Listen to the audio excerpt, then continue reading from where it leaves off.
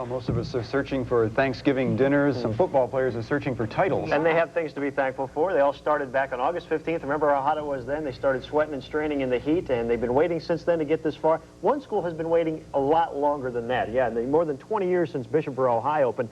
The Vikings never once made it to the state football playoffs until now. Now with their first district title ever firmly in hand, the Vikes went back to work this week, looking towards their first postseason opponent, Fort Lauderdale Pinecrest, the team making its second straight playoff trip. Now, after being ranked #1 in the state for part of the year, the Vikings have dropped back to #3.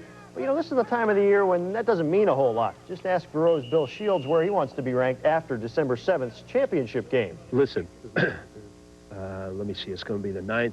It's going to be the 10th of December. That's a Monday. When the rankings come out, I'm going to turn on Ken Tomash Sports, and I'm going to see him say Bishop Vero was #1 in Class 2A. That's when it's important.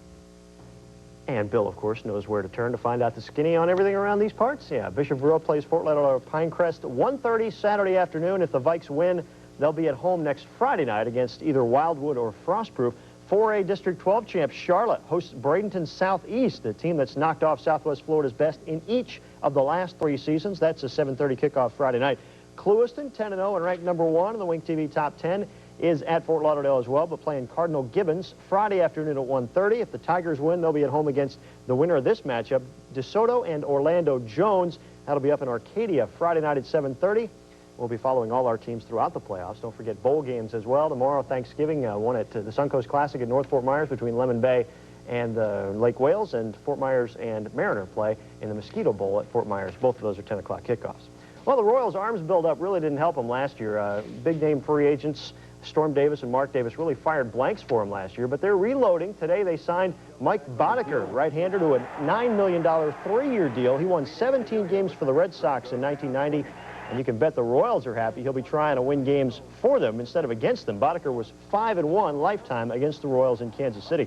Also, the Cubs signed free agent left-hander Danny Jackson to a 4-year, $10.5 million deal. Today, Jackson helped the Reds to the World Series this year. Another pitcher who helped the Reds to the World Series, Tom Browning, re-signed with Cincinnati this afternoon. And we'll wrap up with a little appetizer before tomorrow's football feast on Thanksgiving. Let's take a look at some of the strange birds from the NFL. Some things coming out of their shells this weekend. Andre Townsend and the Broncos wanted to get an early jump on the football weekend, maybe a little too early. Detroit's Bob Galliano just couldn't come to grips with the fact that the Lions have to play the Broncos tomorrow. How about Quinn Early of the Chargers, who had to face facts that he blew that catch right there. And William Frizell of the Eagles, well, he just let a golden opportunity slip right through his fingers. But hey, guys, there's always next week, so what are you worried about? We still got a few more weeks left to go in the season. But we've got the Cowboys and Redskins tomorrow at 4, a traditional Thursday night or Thanksgiving rivalry right there. Thanks a lot.